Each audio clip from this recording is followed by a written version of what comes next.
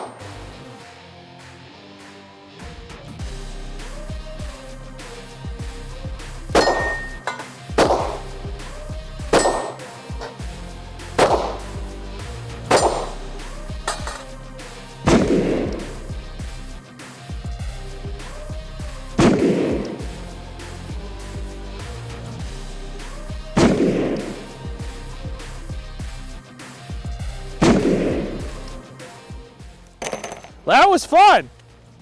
Hey, you know what? This is this actually isn't really bad. I had a good experience shooting this. This is a lot of fun. So the Taurus 650 Revolver. This is all stainless steel. They have the matte black, or they have the matte black one or black one. 5 rounds, 38 special. Really great little revolver. Good for an ankle or just carrying around, home defense, something like that. So perfect. If you want to learn more, make sure you head over to the website and check it out. Make sure you're following us on all of our social media channels, Facebook, Instagram, YouTube, X, Rumble, and all that stuff. So comment down below what you think about this, what are the guns you want to see, and we'll see you in the next one.